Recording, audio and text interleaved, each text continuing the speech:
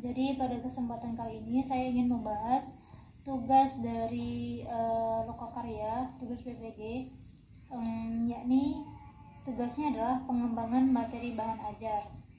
Jadi pengembangan tugasnya kali ini kan pengembangan materi bahan ajar dan model pembelajaran. Nah, di sini sudah saya buatkan untuk komponen yang harus ada. Tidak ada format khusus dari dosen, tapi ini sudah saya buatkan. Jadi saya buat format sesuai dengan yang sudah saya ketahui sebelumnya. Jadi di sini ada nama madrasah, ada materi pelajaran, ada kelas, semester, tahun pelajaran, dan nama penyusun. Kemudian selanjutnya, pada pengembangan materi bahan ajar ini, hal yang harus ada adalah ada kompetensi inti, kompetensi dasar, IPK, tujuan pembelajaran, dan materi pembelajaran. KI dan KD ini harus berdasarkan dengan peraturan dari KMA 183 yang terbaru ya. Jadi harus sesuai dengan KMA 183. Jika tidak sesuai dengan itu, maka untuk saat ini akan dianggap salah. Oke, jadi KI-nya, oh iya, bagi yang mau download KMA 183, barangkali ada yang tidak punya, KMA 183 itu khusus untuk yang materi agama ya. Sedangkan yang untuk Permendikbud, yang untuk yang umum itu adalah kita bisa menggunakan Permendikbud. Nah, di sana sudah ada KI dengan KD-nya, jadi tinggal kita masukkan. Pada bagian ini saya adalah sedang memiliki, saya mendapatkan tugas untuk menjabarkan tentang KD 1.5. Oke, jadi kompetensi intinya, kompetensi inti 1, 2, 3, 4-nya kita masukkan, kemudian KD-nya kita masukkan. Kemudian di EPK ini harus melihat kepada KD-nya. Untuk KD 1.5 dengan 2.5 ini EPK-nya tidak perlu kita cantumkan. Kenapa? Karena 1 dengan 2 ini adalah spiritual dengan sosial. Jadi tidak perlu dicantumkan EPK. Yang perlu kita cantumkan EPK adalah untuk KD 3 sama KD 4. Jadi 3.5 dengan 4.5. 3.5 ini meliputi kemampuan pengetahuan. Nah, yakni memahami ketentuan kurban. Memahami ini masuk kepada C2. Makanya di sini kita harus, nah, KKO yang lain juga banyak kok. KKO yang lain banyak. Jadi teman-teman bisa memilih KKO yang lainnya di C2. Jika ada yang belum punya KKO, bisa cek di kolom deskripsi. Nanti saya kasih link untuk download KKO-nya. Nah, selanjutnya di sini di bagian tujuan pembelajaran dia harus memuat ABCD. ABCD itu adalah audience, behavior, condition, sama degree.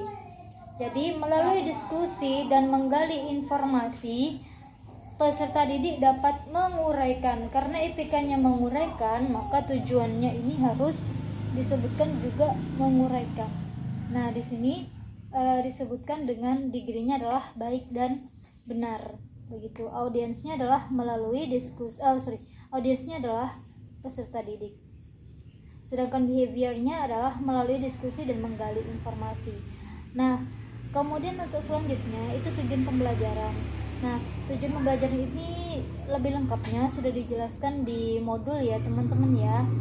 Kemudian kolom selanjutnya adalah materi pembelajaran. Maka materi pembelajarannya ini tentang pengertian ketentuan hewan kurban, ketentuan pelaksanaan kurban. Oke, jadi begitu. Nah, jadi itu teman-teman ya, yaitu cara mengembangkan materi bahan ajar tentang IPK, tujuan pembelajaran, dan materi pembelajaran. Yang paling penting adalah di IPK ini, di kolom ketiga ini, teman-teman harus benar-benar paham IPK ini adalah indikator pencapaian kompetensi. Di sini harus memahami dengan apa yang disebut dengan taksonomi. Nah, yang disebut dengan KKO ya, kata kerja operasional. Jadi ketika kita mau menentukan EPK pengetahuan, maka teman-teman harus melihat di EPK pengetahuan.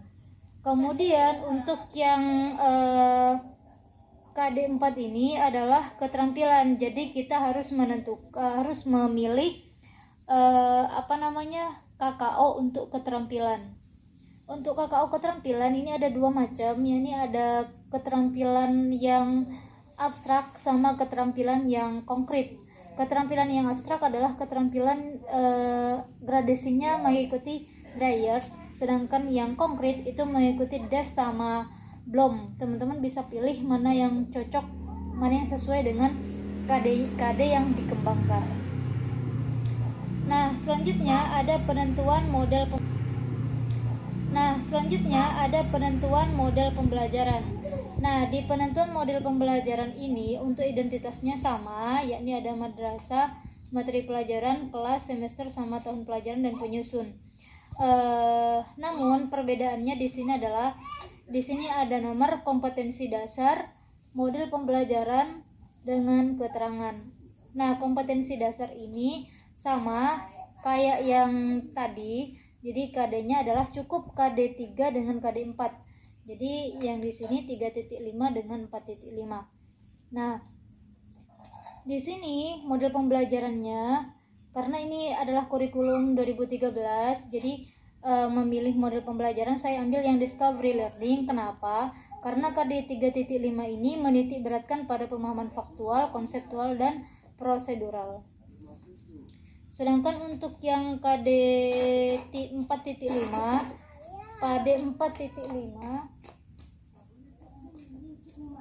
saya memilih model pembelajaran problem based learning. Kenapa? Karena pada pernyataan KD 3.5 ini merupakan taksonomi keterampilan abstrak, yakni masuk ke KA5, yakni menyajikan hasil kajian dari mengamati sampai menalar dalam bentuk tulisan, grafis, media elektronik, multimedia, dan lain sebagainya.